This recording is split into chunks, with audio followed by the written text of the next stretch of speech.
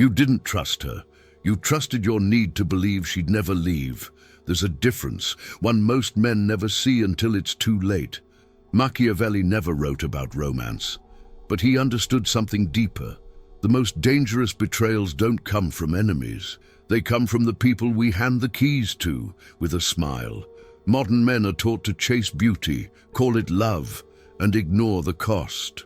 But behind many of these stories, the exhaustion, the manipulation, the slow psychological death isn't evil.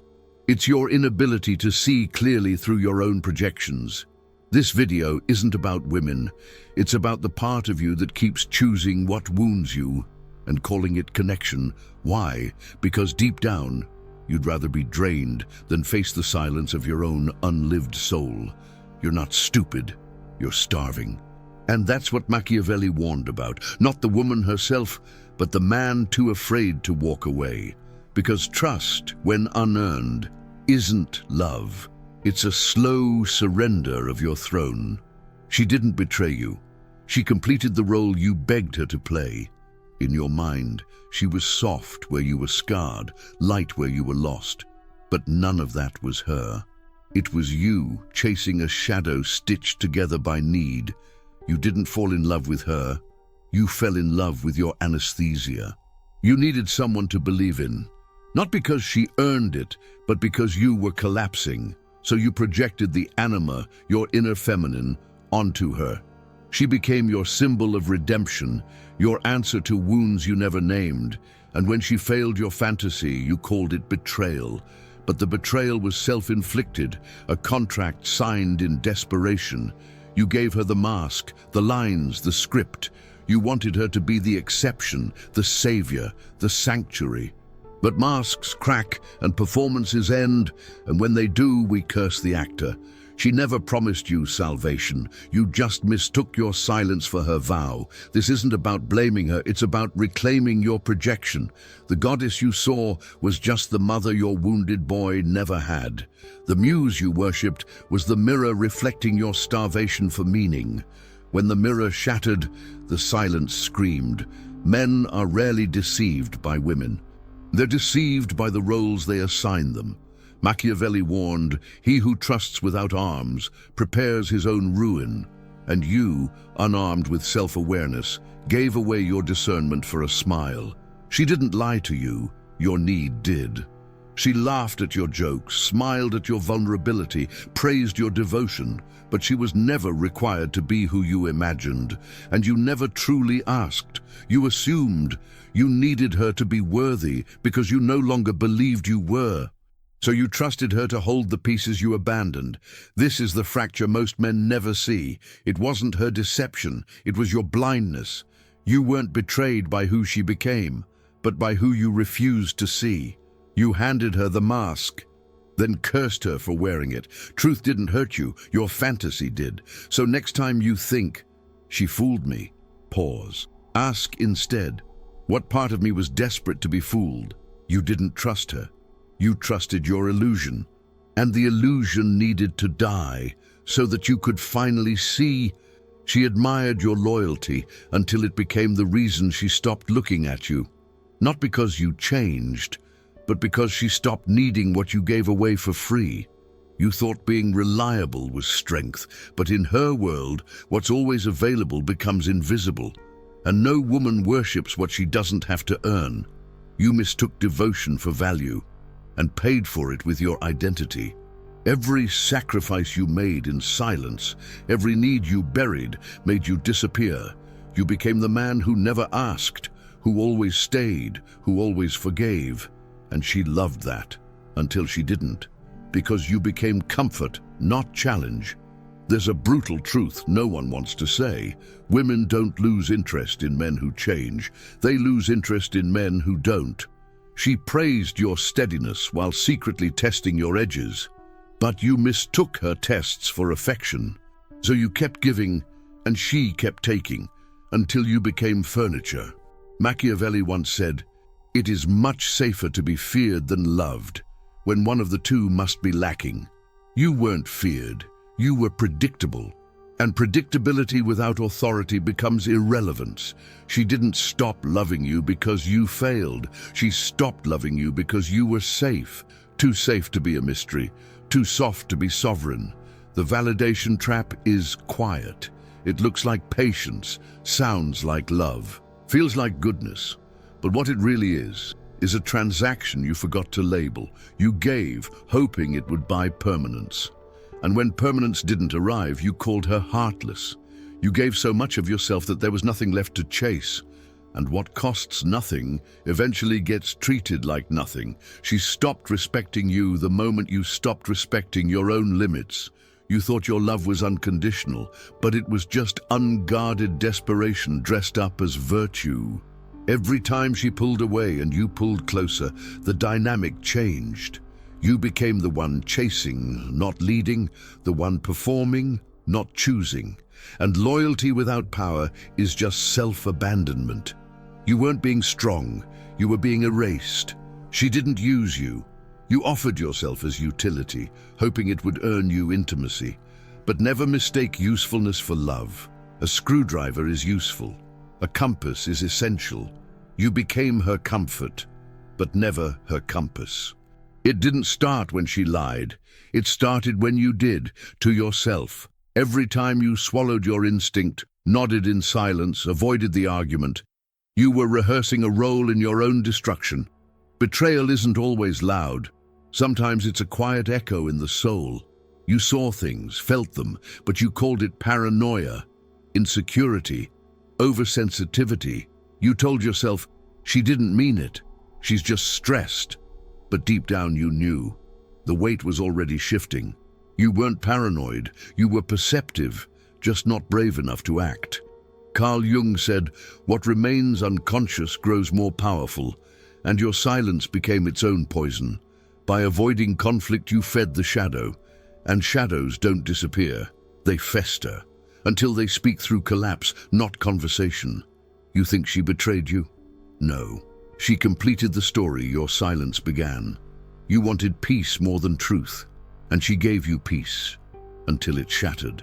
Every time you avoided a hard truth, you laid bricks in a house destined to burn. She didn't light the match. You left the fuel. There were moments your body screamed. You felt the shift, the distance, the coldness, but you buried it, dressed it in logic. You told yourself love requires sacrifice, but forgot it also requires confrontation. So you sacrificed your voice and called it maturity. Your inner self, the one who knew, was begging you to speak, but you were too afraid of losing her. And in that fear, you lost yourself. The man who says nothing becomes the man who's replaced, not because he wasn't enough, but because he was absent from his own life. You called it betrayal because she acted first, but she was just mirroring your neglect. The first affair wasn't physical, it was spiritual, and you were the one who cheated on your own knowing. That's what no one tells you. Betrayal often starts inside. So next time, don't just look at what she did. Look at what you didn't say, didn't set, didn't defend. Your silence was the rehearsal. Her exit was the final act. And the tragedy. You knew the lines, you just chose not to speak them. You gave everything, not out of love, but out of fear that if you didn't, she'd leave. And so you called it devotion, generosity, unconditional loyalty. But it wasn't any of those things. It was a covert contract, payment in advance for a connection that was never guaranteed. You didn't give to give. You gave so she wouldn't go.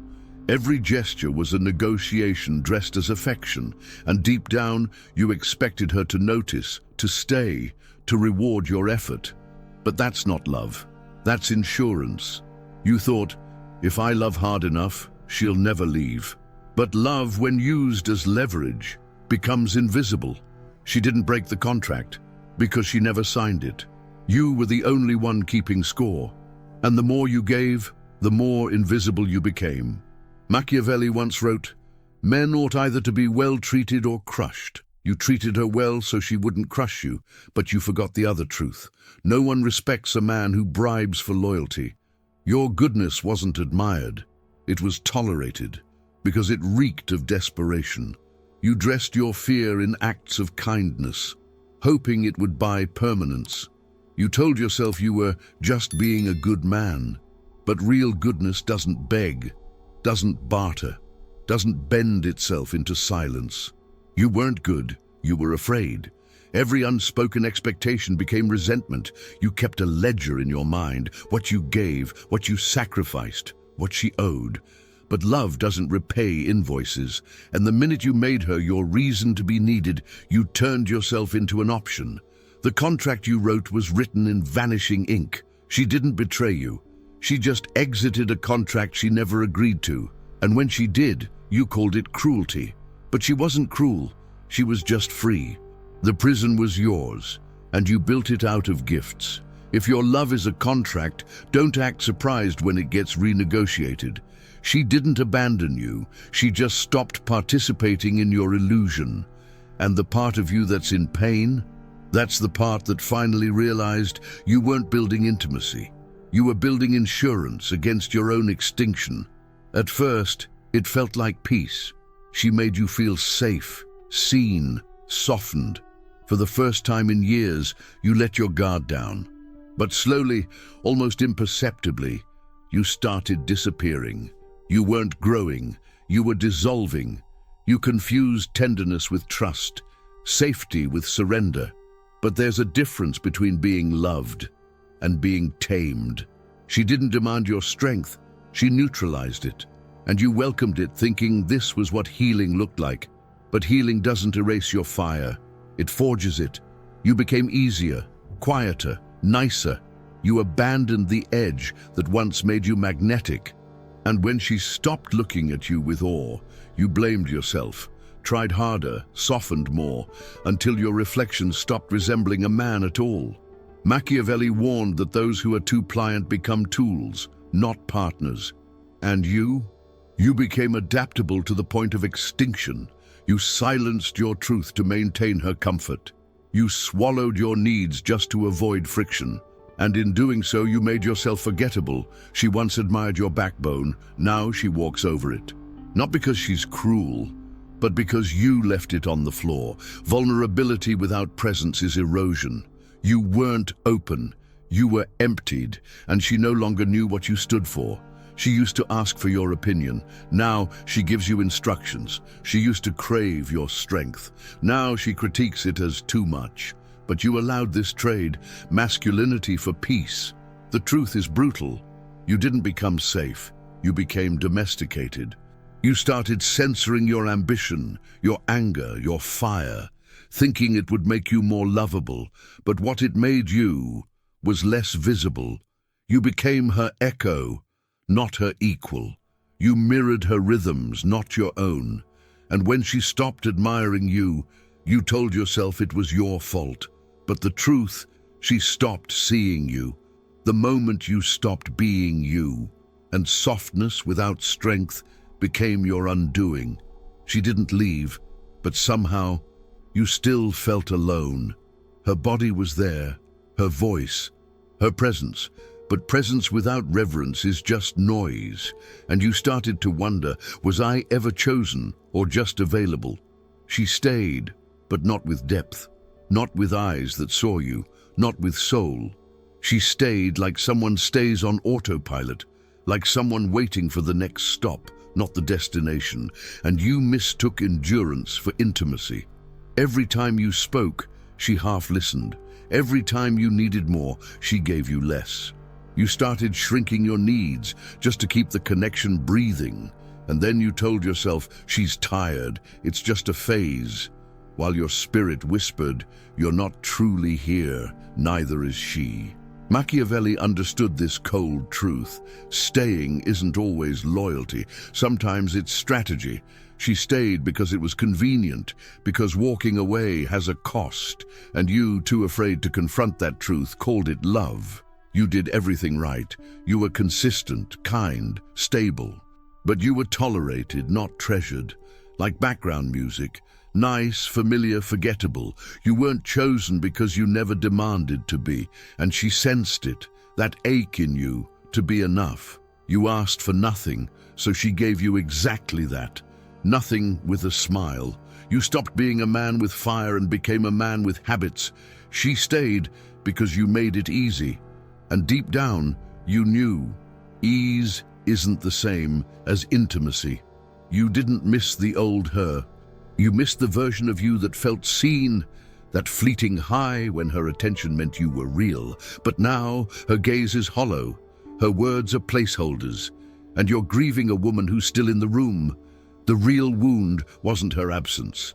It was the echo of being unseen, even when she looked at you. That slow bleed of knowing you could vanish, and she'd barely flinch. You weren't abandoned when she left. You were abandoned every time she stayed without presence. Did you enjoy the content and it made a difference for you? Click on Super Thanks and support our work. She never had to demand your time, never had to beg for your attention, because you gave it, all of it, like a man trying to prove he was worthy of being kept.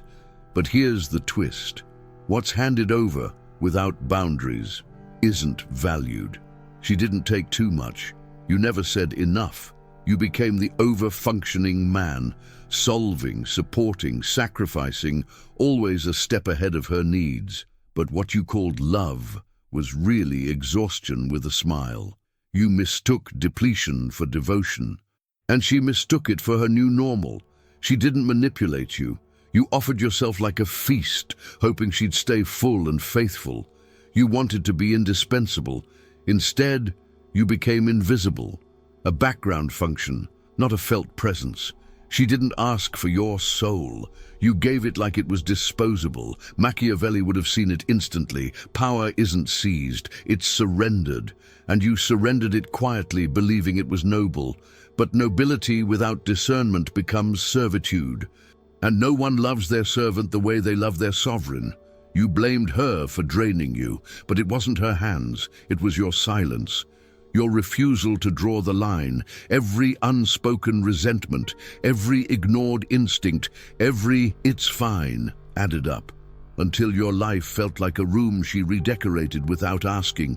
You became her emotional ATM, every withdrawal accepted, every boundary waived. And the more she took, the more you hoped she'd stay. But no woman respects a man who sacrifices himself as currency. She respected the energy, not the exhaustion.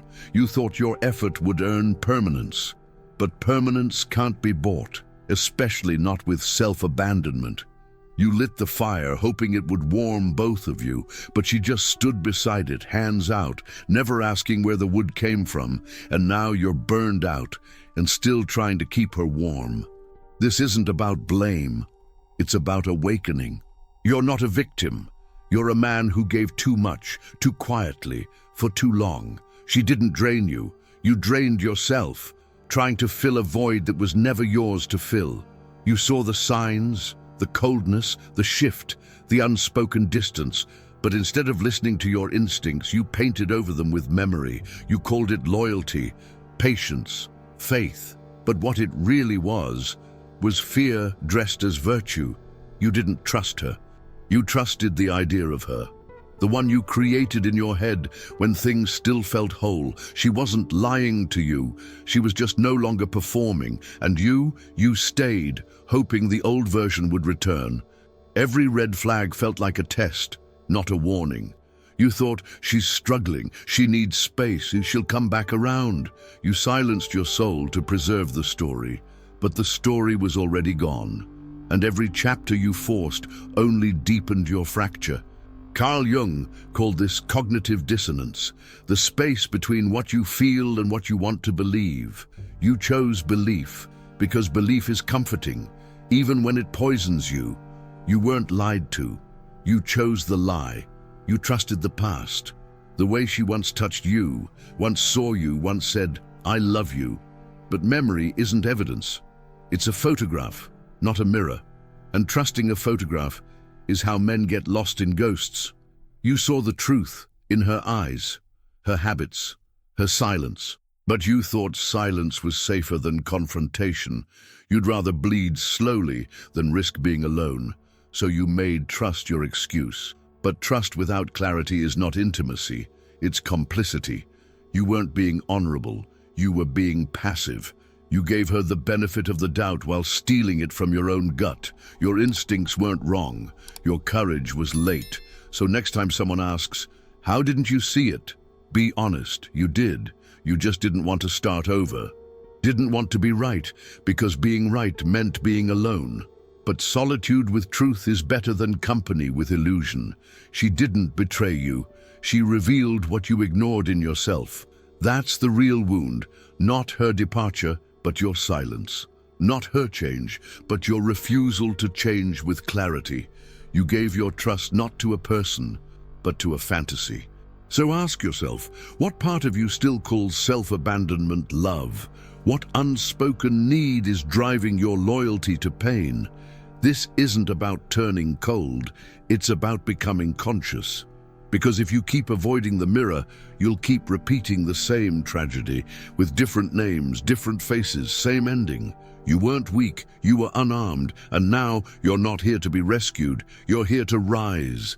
What if everything you were looking for in her was just what you abandoned in yourself? Subscribe, turn on notifications, and keep walking this brutal, beautiful path of self-reclamation. Because no one's coming to save you, but the man you could become is still waiting to be claimed. Before you move on, remember this: some women don't destroy you. They just reveal the part of you that keeps handing them the match. In the next video, we go deeper, the dark lesson Machiavelli left for men who keep choosing the wrong woman. And why it's not her fault, it's your pattern.